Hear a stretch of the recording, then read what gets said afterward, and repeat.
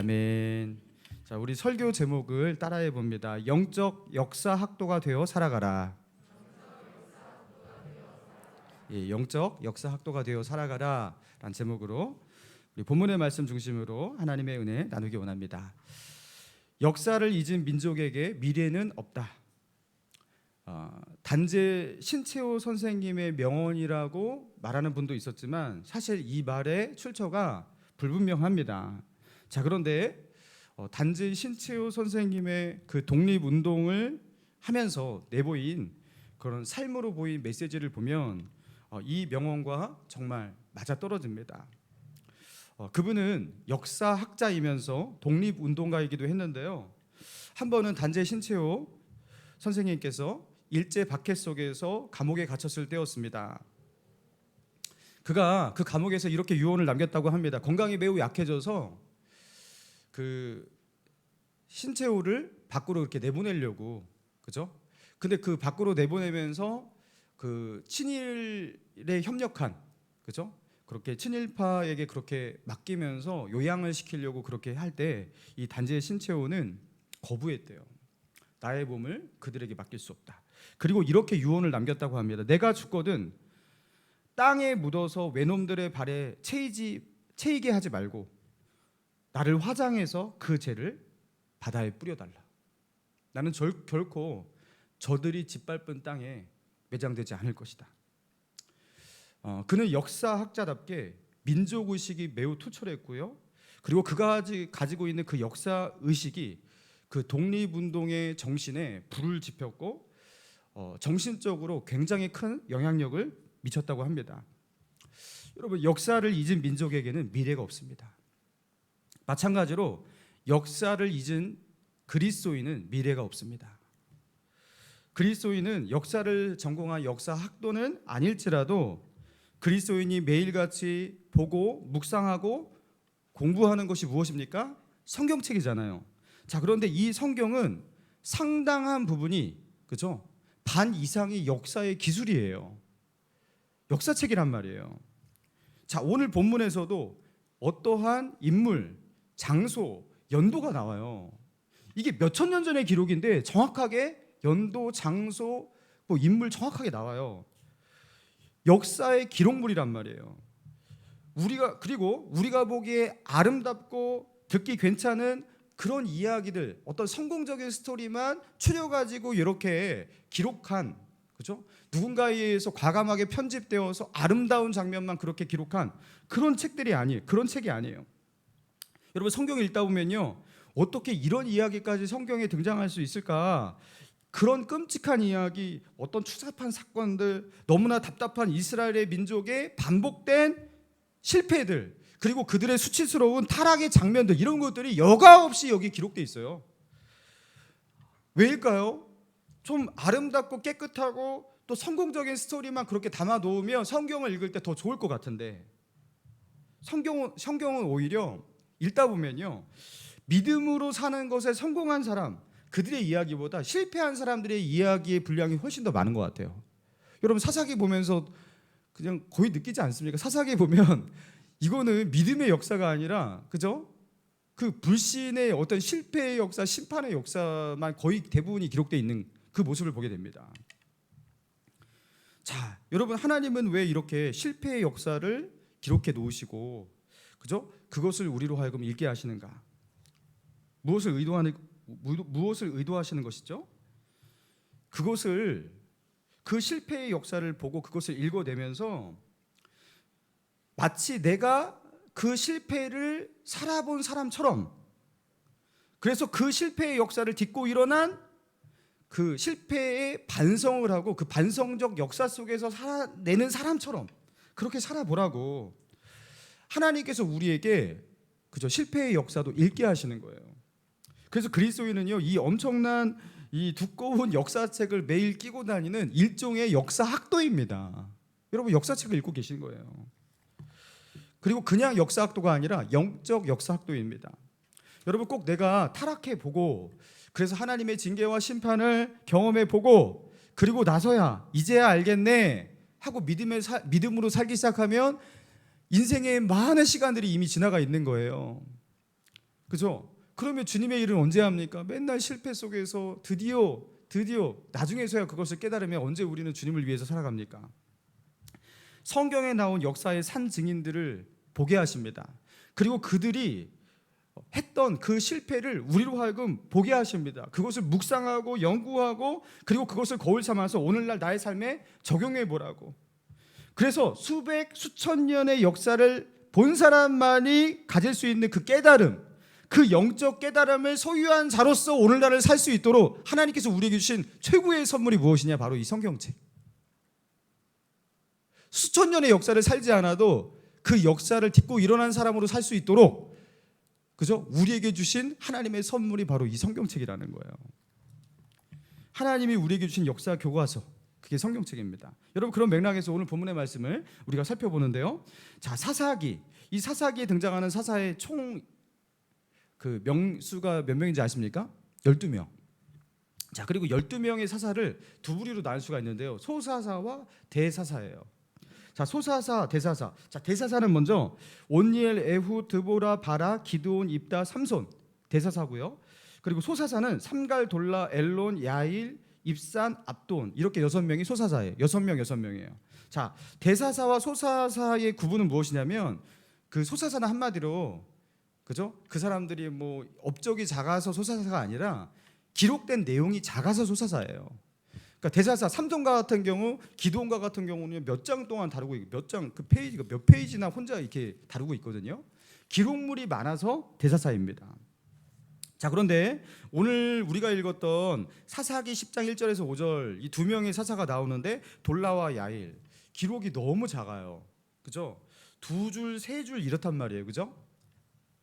그러니까 이 사사에 대해서 우리에게 주는 정보가, 이 성경이 우리에게 주는 정보가 너무나 작습니다. 그래서 이 제한적 정보 때문에 이걸 가지고서 하나님께서 우리에게 주시는 어떤 메시지로 설교하는 게 좀 난해해요. 좀 어려워요. 그래서 어떤 목사님은 좀 이것을 넘어가기도 합니다.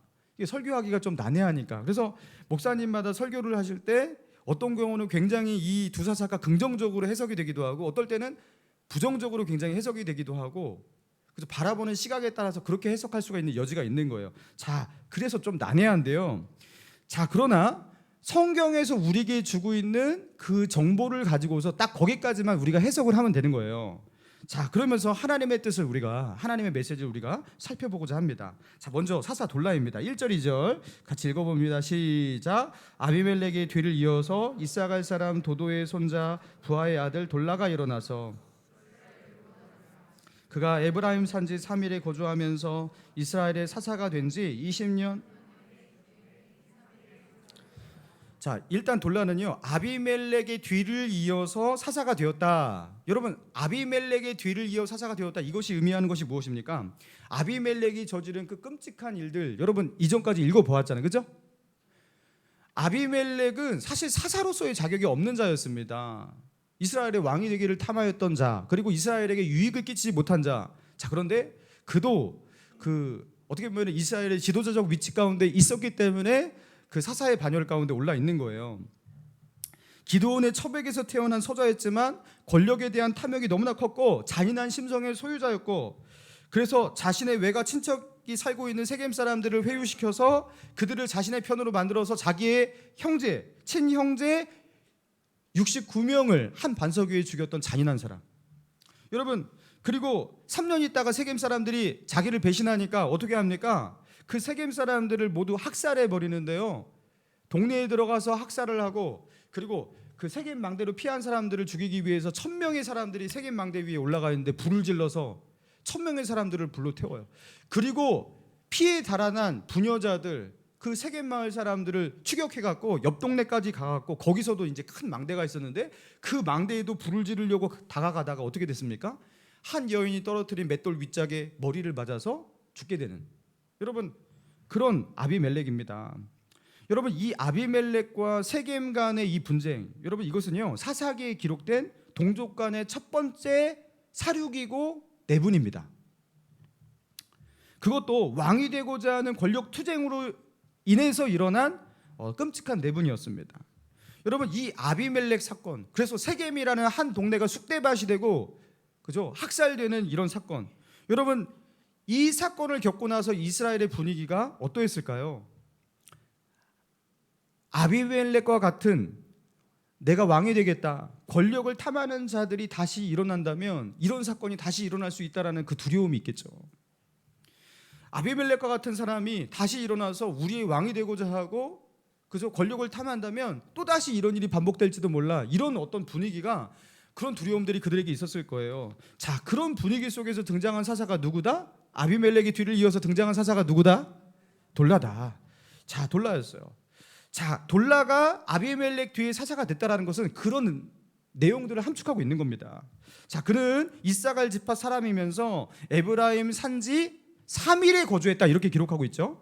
자, 이사갈 지파 사람이 에브라임 산지에 거주했다. 자, 지도를 한번 띄워주세요. 자, 지도 보니까 이사갈 지파가 어디 있는지 찾으셨죠? 예, 그 호수가 사해 말고 위에 보니까 긴네렛 호수 있는데 긴네렛 호수 바로 밑에 보니까 이사갈 지파 있죠, 그죠? 자, 이사갈 지파에서 에브라임까지, 여러분 거리가 므낫세 이 한참 멀리 떨어져 있단 말이에요. 므낫세를 건너서 에브라임 산지. 여러분 왜 이사갈 지파 사람이 에브라임 산지에 살고 있을까? 여러분 이게 이상하지 않습니까? 자, 그리고 사사가 되어서 이스라엘의 통치자가 되면요, 자기를 지지하는 최소한 자기의 지파 사람, 자기의 동족들이 자기를 지지해 줘야 돼요. 자기를 좀 도와줘야지 뭔가를 할 수 있단 말이에요. 그렇지 않습니까? 우리나라도 뭐 정치적인 세력을 형성하려면 어느 정도 어떤 지역적 기반도 있는 거잖아요, 그죠? 그게 필요하단 말이에요. 근데 왜 이사갈 지파 사람이 지금 여기 에브라임 산지 3일이 거주하고 있냐라는 거예요.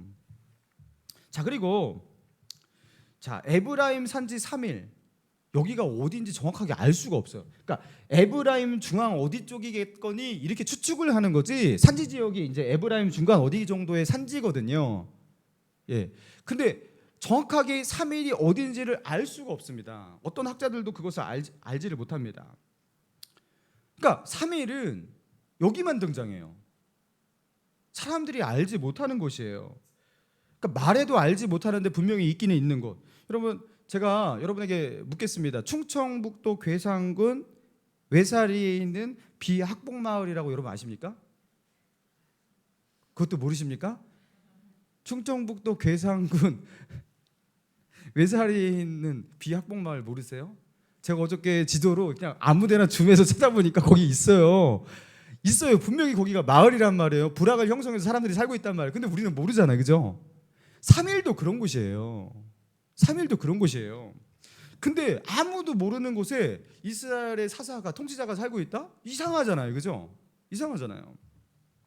사사 돌라가 살았던 3일이 그런 곳이었다는 것이죠. 자, 그리고 이스라엘 산지 3일에 살면서 그는 무슨 일을 했냐면요, 이스라엘을 어떻게 했다? 구원하니라 이스라엘을 구원했어요. 자, 어떤 적의 침입으로부터 이스라엘을 구원했는지 정확하게 기록되어 있지 않지만, 자, 이 당시의 상황을 그 성경에 기록된 것 외에도 그 당시의 어떤 그 상황을 다른 어떤 역사의 기술이라든가 이런 것을 보아서 살펴볼 때 이 당시에는요, 블레셋 족속이 팔레스타인 서남부를 중심으로 계속해서 세력을 확장하던 시기였다고 합니다. 자, 그래서 에브라임 산지 3일에서 이스라엘을 구원했다. 그렇다면 아마도 그 블레셋의 확장 속에서 이스라엘을 구원하지 않았겠는가? 여러분, 그렇게 추정을 한다라는 거예요.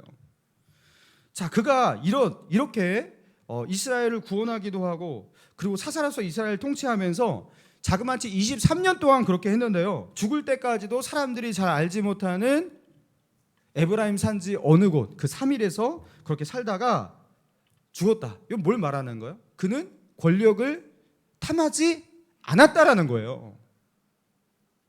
권력을 탐하는 사람이면 거기서 그렇게 살 필요가 없죠. 그리고 권력을 누리는 삶도 살지 않았습니다. 그러니까 그 왕이 되지 않겠다고, 말로는 왕이 되지 않겠다 거절을 했지만 사실은 왕처럼 살았던 사사 기드온처럼 그렇게 살지 않고, 그리고 또 대놓고 권력을 탐하고 권력을 거머쥐기 위해서 자기가 왕이 되겠다고 형제 69인을 한 반석에 죽였던 아비멜렉 같이 살지도 않고, 그런 모습과 너무나 상반된 꽤 괜찮은 사사가 바로 돌라였다라는 거예요. 자, 그에게 주목할 만한 어떤 특이한 어떤 문제점이 있다면 그것이 역사의 기록으로 남겨졌을 텐데 딱히 그런 것도 없었어요. 그래서 사사로서의 직무를 잘 수행했던 사사로 평가받을 수 있는 사람이 이제 돌라였다라는 겁니다. 자, 그런데 이렇게 좋은 사사 뒤에 일어난 23년 돌라 사사의 시대가 끝나고 그 뒤에 일어난 사사가 야일인데요. 자, 3절입니다. 3절 같이 읽습니다. 시작. 그 후에 길르앗 사람 야일이 일어나서 22년 동안, 자, 야일이 돌라보다 1년 적은 22년 동안 이스라엘의 사사로 있었습니다. 자, 그런데 야일에 대한 특징은 이스라엘을 구원했다 뭐 이런 기록은 없어요. 자, 4절의 기록이 전부인데 4절 같이 읽습니다. 시작. 그에게 아들 30명이 있어 성읍 30을 가졌는데 그 성읍들은 길르앗 땅에 있고 오늘까지 하봇 야일이라 부르더라. 자, 사사 야일에게는 아들이 몇 명 있다고요? 30명이 있다. 자, 기드온에게는 아들이 몇 명 있었죠? 70명. 부인에게서만 낳은 아들이 70명, 첫 빼고. 자, 그러면 기드온보다 아들이 훨씬 더 적으니까 꽤 괜찮네가 아니라 여러분 아들만 30명이라는 건 딸을 안 쳤다라는 거예요. 여러분 이렇게 많은 자식들을 낳았다라는 것은 정상적인 방법으로 그 하나님께서 기뻐하시는 일부일처제로는 불가능합니다. 그 아내들을 많이 두었다라는 것이죠. 자, 그러니까 사사 야일은 이전에 기드온에게 보였던 그 모습들, 세속의 왕들이 추구했던 그 모습들, 여럿 아내를 두고 거느리고 그렇게 살아가는 그런 모습을 야일도 보이고 있다라는 겁니다. 자, 그리고 그 아들에게, 그 아들 30명에게 어린 나귀를 타게 했대요. 어린 나귀. 자, 여기서 어린 나귀. 자, 이 나귀 하면요, 예수님이 탔던 나귀 새끼가 생각이 납니다. 저 나귀 새끼는 겸손의 상징이잖아요, 그죠? 그래서 나귀 새끼를 타고 겸손하게 예루살렘에 입성하신 예수님을 그렇게 그리고 있는데, 자, 그 나귀와 지금의 나귀는 다른 나귀예요. 야, 여기서 다른 낙이라는 거 뭐냐, 시대적 배경이 너무나 차이가 난다라는 거예요. 사사시대는 몇 년 전입니까? 이거는 1000년의 간격이 있어요. 그러니까 예수님이 나귀를 탔던 그 지금으로부터 2000년 전, 그때는요 사사시대로부터 1400, 1500년 차이가 있단 말이에요. 그때는 나귀가 겸손의 상징이 아닙니다. 그때는 나귀는요 부유의 상징입니다. 사사시대 당시에 나귀는 부자들 또는 높은 신분의 사람들이 사용하는 교통의 수단이었어요. 이 당시에는 말이 흔하지 않던 시대였어요. 말은 나중에 이제 뭐 애굽의 어떤 이 그 말들 이런 것들이 이렇게 수출되고 전파되고 이러면서 나중에서야 이제 로마 시대 이럴 때 이제 말을 타기 시작했지, 말이 잘 없던 시대였단 말이에요. 그러니까 나귀를 탔다라는 거 그 당시에 부유함의 상징이었어요. 높은 신분을 가지고 있는 사람들이 나귀를 탔던 것입니다. 자, 그런데 그러니까 오늘날로 말하자면 30명의 아들에게 나귀를 태웠다라는 것은 무엇을 뜻하는 거냐면 자기 아들 30명에게 고급 승용차를 다 뽑아주었다 이런 뜻입니다. 그러니까 유대 사람들은 이 시대의 이 분위기를 알고서 그렇게 읽어낸단 말이에요. 아, 굉장히 부유했구나, 자식들에게 차 한 대씩 고급 승용차를 다 뽑아주었구나, 이렇게 읽어낸단 말이에요. 그리고 그뿐만 아니라 그 자녀들이 성읍 하나씩, 마을 하나씩을 가지고 다스리게 했습니다. 그래서 이 야일이 소유하고 있었던 그 마을이 총 30개, 30마을을 가지고서 자기 자녀들에게 30개의 그 마을을 하나씩 그렇게 띄워주었다라는 거예요. 여러분 얼마나 부자고 얼마나 큰 권력을 가졌으면 이렇게 할 수 있을까? 여러분 이게 정상적인 어떤 경제 행위라든가 그런 방법으로 이게 가능할까요?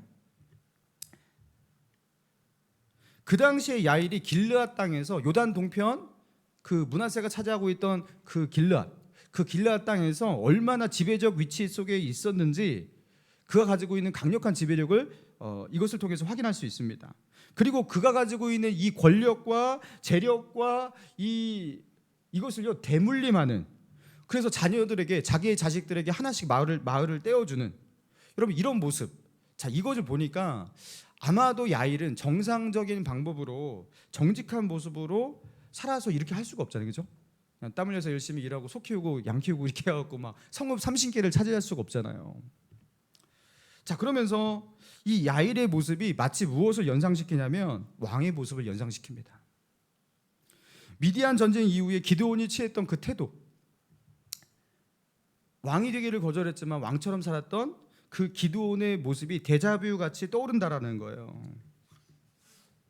자, 그러면서 야일 이전에 사사였던 돌라에게 보였던 권력에 대한 욕심이 없이 시골 산지 3일에 살고 3일에서 죽고 하나님께서 부르실 때 이스라엘의 구원을 위해서 싸웠던 그 돌라와 좀 다른, 그 돌라의 23년과 다른 야일의 모습을 보면서 찜찜하게 돌라 23년, 야일 22년, 총 몇 년?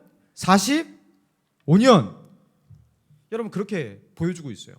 그리고 이 평화의 시대를 살았지만 돌라와 야일의 45년 뒤에 일어난 그 뒤에 후폭풍이 무엇이냐? 6절입니다. 6절. 본문은 아니지만 6절 같이 읽습니다. 시작. 이스라엘 자손이 다시 여호와의 목전에 악을 행하여 바알들과 아스타롯과 아람의 신들과 시돈의 신들과 암몬 자손의 신들과 블레셋 사람들의 신들을 섬기고 여호와를 버리고 그를 섬기지 아니하므로.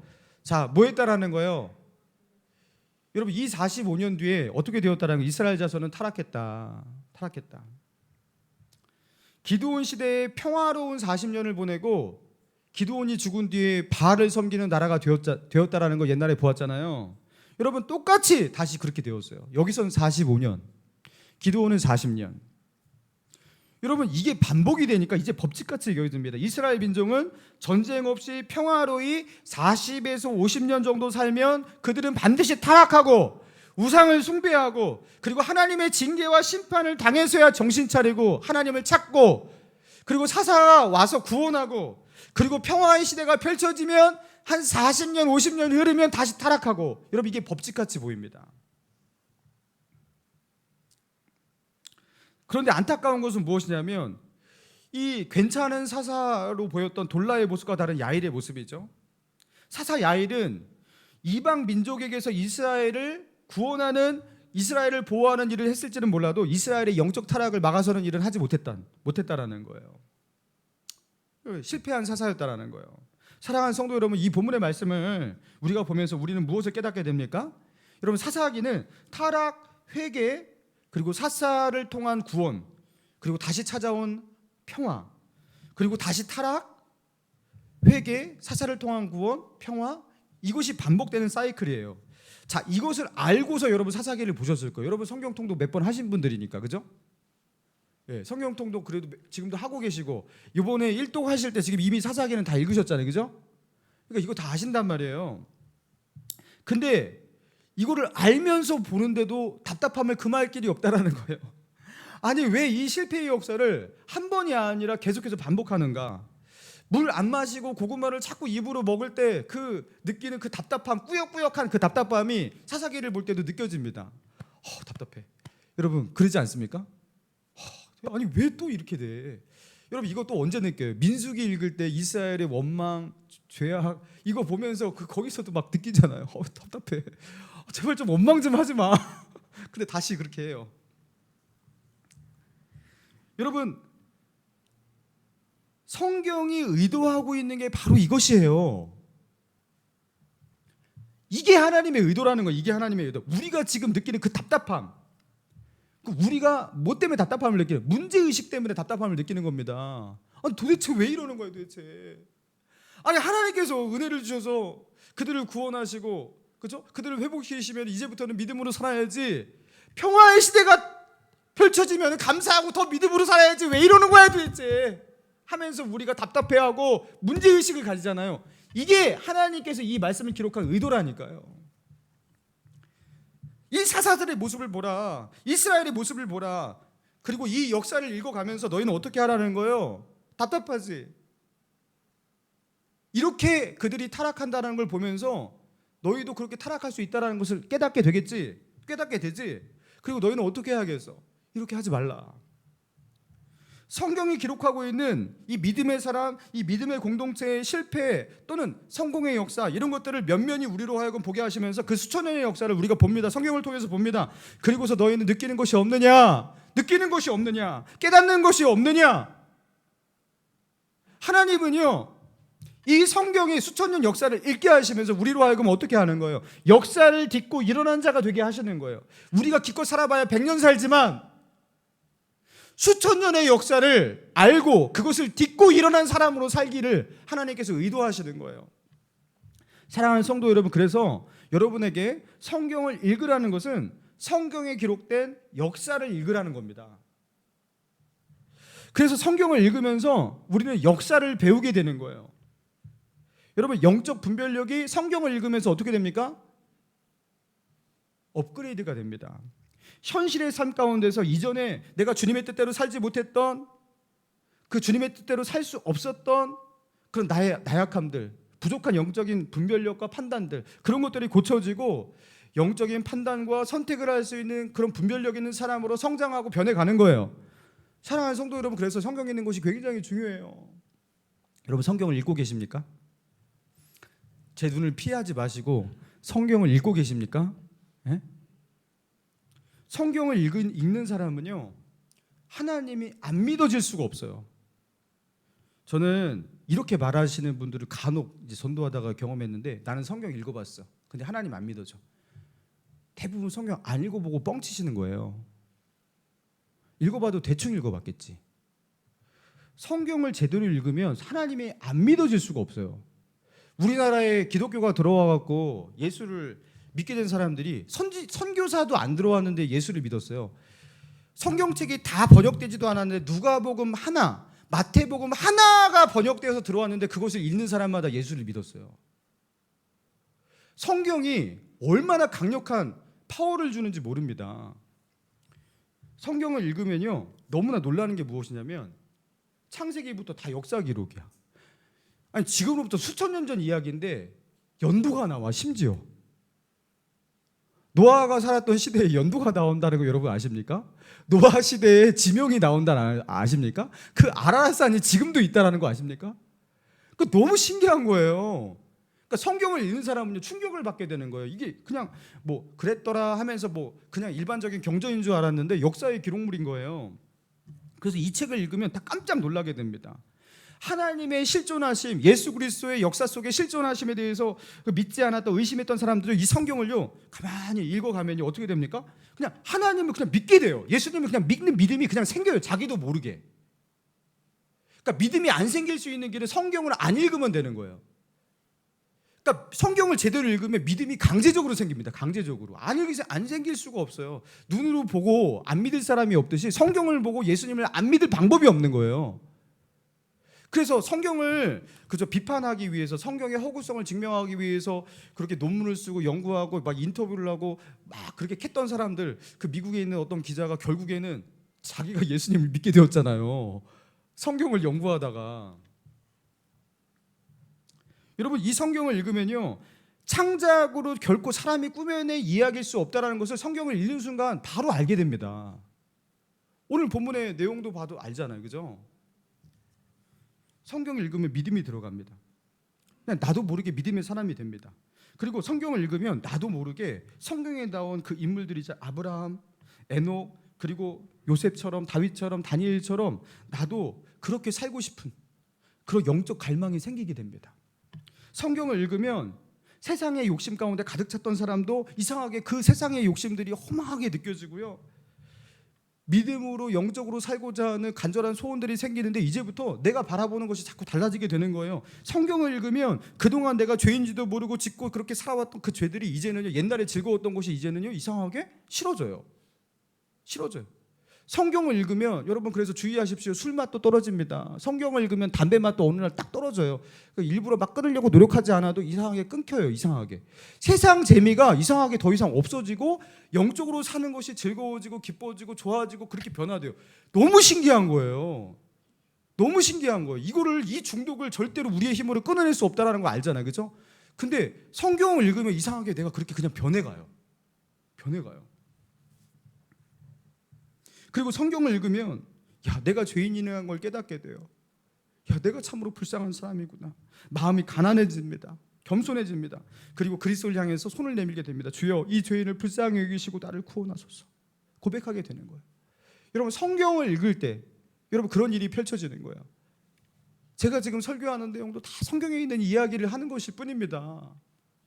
여러분, 그리고 성경을 읽으면 사람이 스스로의 힘으로 결코 불가능한 그런 경지의 지혜를 얻게 돼요. 그런 분별력을 가지게 돼요. 시편 119편 98절 이하에 제가 읽어드릴게요.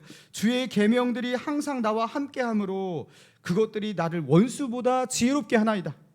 내가 주의 증거들을 늘 읊조림으로 나의 명철함이 노인보다 나의 모든 스승보다 나으며 주의 법도를 지킴으로 나의 명철함이 노인보다 나으니이다.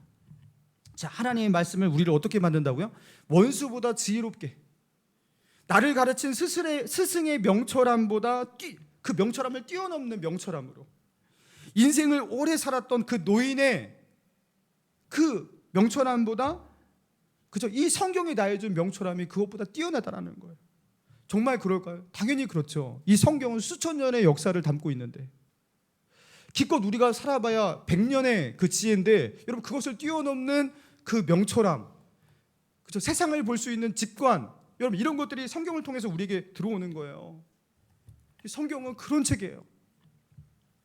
여러분 손흥민 선수를 얘기를 안 할 수가 없어요. 다 이해하시기 바랍니다. 오늘 왜 목사님이 손흥민 얘기를 안 했지? 이상하다. 여러분 이렇게 생각하시기 바랍니다. 손흥민 선수가 월드 클래스 선수인가 아닌가, 여러분 지금은 그런 논쟁이 없어요. 왜냐하면 영국 프리미어 리그에서 득점왕을 했다라는 것, 득점왕을 했어요. 여러분 자매님들 이걸 모르시면 안 됩니다. 득점왕, 노 페널티킥으로 득점왕.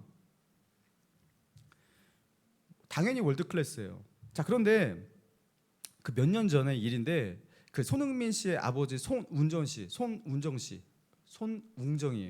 근데 그분이 기자 앞에서 인터뷰를 할 때, 기자가 이제 월드 클래스 논쟁에 대해서, 손흥민 월드 클래스 논쟁에 대해서 그렇게 얘기를 할 때 말을 딱 끊고 손웅정 씨가 이렇게 말했어요. 말씀 중에 죄송합니다. 우리 흥민이 절대 월드 클래스 아닙니다. 이렇게 했어요. 이거 되게 유명한 그 어록이에요. 손흥정 씨, 우리 흥민이 절대 월드 클래스 아닙니다. 월드 클래스는, 우리 흥민이 같은 수준은 월드 클래스 절대 아니라는 거예요. 그 당시에도 손흥민이 막 10골 이상 그렇게 넣었을 때예요. 근데 월드 클래스는 그것과 차원이 다르다라는 거예요. 그러니까 축구 선수 출신인 그 손흥정 씨, 그 손흥민의 아버지는 아니라는 거예요. 확실히 아니라. 제가 볼 때도 그때는 아니었어요. 여러분 월드 클래스가 무슨 뜻이냐면 세계적인 수준을 말하는 거예요. 세계적인 수준의 사람. 브라질 하면 네이마르, 아르헨티나 하면 메시, 포르투갈 하면은 호날두, 이렇게 여러분 이렇게 나오셔야 됩니다. 저는요, 목감 신일교회 성도들이 월드 클래스, 이게 줄임말로 월클이라고 하거든요. 이 월클의 꿈을 가지고 신앙생활 하셨으면 좋겠어요. 나는 그냥 평범한 그리스도인으로 살다가 그냥 믿음만 지키고 죽을래. 여러분 이렇게 하지 마시고 믿음의 월클이 되시라는 거예요. 영적인 분별력을 가지고 그 믿음의 수준이 남다른, 그래서 하나님께서 자 욥을 봐라. 욥이 월클 아니었습니까? 다윗 월클이었잖아요. 월클. 여러분 좀 이런 사람이 되고자 하는 그런 갈망이 우리에게 있기를 원합니다. 여러분 그 월클의 신앙은 어떻게 되는 거죠? 한 책의 사람이 되면 돼. 이 한 책의 사람. 성경, 여러분 이 성경에 빠진 사람, 이 성경을 사랑하는 사람, 여러분 이 성경이 우리를 신앙의 월클로 이끌어가는 줄 믿습니다. 여러분 손흥민이 밤낮 그 손흥민 존이라고 그래요. 박스 바깥 왼쪽 모서리 또는 오른쪽 모서리에서, 그죠? 오른발로 감아차서 골대 왼쪽 모서리에 꽂아 넣는 것, 그죠? 그리고 왼발로 감아차서 박스 오른쪽 구석으로 꽂아 넣는 것. 여러분 이 슛이 쉽지 않은 슛이에요. 그래서 일반적인 축구 선수들이 한 20번 때리면 한 번 정도 먹힐까 말까, 이 정도의 확률의 슛이라고 합니다. 근데 손흥민이 차면, 거기서 차면 안 들어가는 게 이상해요. 거기서 차면 10중 8구가 들어가요. 그래서 사람들이 거기다가 별명을 어떻게 붙여야 돼? 손흥민존. 그 지역에 들어가서 거기서 감아차면 들어가요. 10중 8구가 들어가는 손흥민존. 손흥민이 그렇게 손흥민존을 만들기 위해서 얼마나 노력했냐면 왼발로 감아차서 수백 수천 번을 하루에도, 오른발로 감아차서 수백 수천 번을 그렇게 거기서 찼대요. 그래서 골대를 확인하지 않고 그냥 그 지역에 가서 때리면 거기 그냥 꽂아넣게 만드는 그 슛이 되었던 거예요. 그래서 이번에 23호 골, 그죠? 득점왕에 오르게 만든 그 23호 골이 손흥민 존에서 나온 골이에요. 손흥민이 그 지역에 가면요, 그냥 거기서는 그냥 그렇게 때려요. 그냥 그렇게 들어가요. 그냥 골키퍼 막을 수 없어요. 여러분 성경을 보세요. 그리고 그 성경을 묵상하고 나의 삶 가운데 적용해 보세요. 그리고 이것을 계속해서 반복하고 노력하고 안 되면 다시 성경을 읽고 성경을 묵상하고 그것을 적용하고, 여러분 그렇게 계속해서 그 성경 가운데 나아가고 말씀 가운데 나아가면, 여러분 어느 날 나의 삶 가운데 성경의 인물이 겪었던 그 문제 상황, 그 어려움과 비슷한 어떤 그런 맥락 속에서 나의 삶에 어떤 문제가 부딪힐 때 어떻게 되냐? 그게 나의 손흥민전이 되는 거예요. 그때 그 인물이 기억나고 그때 내가 믿음의 행동을 어떻게 해야 하며, 이것은 영적으로 어떠한 상황이며 내가 이걸 어떻게 뚫고 나아야겠다. 여러분 그러면서 어떻게 되는 거예요? 늘 익숙했던 대로, 그렇죠? 가마차게 되는 거예요. 그러면서 어떻게 되는 거예요? 우리가 영적인 사람으로, 거룩한 사람으로 계속해서 변화되는 거예요. 여러분 이렇게 성경 앞에 두고, 그죠? 성경을 읽고 묵상하면서 이렇게 노력하는 사람이 변화될 수 있냐 없냐? 여러분 안 변화될 수가 없습니다. 안 변화될 수가 없습니다. 성경을 그렇게 사랑하는 사람은요 안 변화될 수가 없습니다. 예수님을 맨날 보는 사람이 예수님을 안 닮을 수가 없습니다. 예수님의 말씀을 맨날 접하고 그 말씀을 읽고 그리고 그것을 사랑하고 그 말씀대로 살기 원하고, 여러분 그렇게 노력하는 사람이 어떻게 예수님을 안 닮아갈 수가 있겠어요? 성경 통독을 여러분 잘 하고 계십니까? 예수님을 사랑한다고 하면서 예수님의 말씀을 읽고 계십니까? 어저께 토요일이니까 좀 쉬어야겠다 하고서 성경을 안 읽으신 분이 좀 있을 거예요.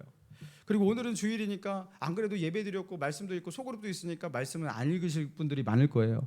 내일은 월요일이니까 출근하고 너무나 피곤하고 그러니까 말씀을 안 읽는 분들이 많으실 거예요. 화요일은 이제 일이 바빠지니까 말씀을 읽는 것이 아예 생각도 안 나고 까먹고 넘어가실 거예요. 수요일과 목요일은 이제 직장에서 일이 피크고, 그렇죠? 절정이 다다르고 막 정신없이 돌아가니까 그냥 그렇게 뛰어넘으실 거예요. 그리고 다시 금요일이 돌아왔는데 금요일은 금요철에 가기도 바쁘니까 안 읽으실 거예요. 토요일은 다시 토요일. 여러분 이런 식으로 우리는 반복되면서 절대로 신앙의 월클이 안 됩니다. 그렇죠? 똑같아요. 그럼 목사님은 좋으시겠어요? 맨날 목사가 성경 읽기가 그렇게 어려워요. 왠지 아십니까? 맨날 목사님 핑계가 있어요. 나는 오늘도 새벽 기도를 위해서 성경을 받고, 그리고 설교를 준비하기 위해서 성경을 받고, 근데 내가 왜 또 성경을 읽어야 돼? 목사의 핑계는요 더 강렬해요. 나는 맨날 직업이 성경인데 또 성경을 또 읽어야 돼? 목사가 성경 읽기가 쉽지가 않습니다, 여러분. 여러분 근본적으로 우선순위가 바뀌어야 돼요. 여러분 우선순위가, 성경이 뒷자리 어느 간에 중간에 있으면 안 됩니다. 성경은 1순위가 되어야 합니다. 밥 먹는 것보다 성경에 있는 것이 우선순위가 되시기 바랍니다. 근본적으로 우선순위를 바꾸세요. 밥은 드시잖아요, 그죠? 밥은 드실 거 아니에요, 그죠? 밥 먹는 것보다 성경 읽는 것이 나에게 더 소중하다. 따라해 봅시다. 밥 먹는 것보다 성경 읽는 것이 더 소중하다. 배가 고픈 것보다 영적으로 굶주리는 것이 더 큰 문제이다. 여러분 이걸 우리의 고백이 되어서 여러분 성경을 그렇게 대하시기 바랍니다. 여러분 그리스도인은요 영적 역사 학도입니다. 그리스도인이 성경을 읽지 않는다, 여러분 말이 안 되는 거예요. 그리스도인은 성경의 역사를 가지고 살아가는 사람이에요. 성경의 역사 학도, 성경의 사람이 되어 살아가기로 다시금 결단할 수 있는 저와 여러분 되기를 주님의 이름으로 축원합니다.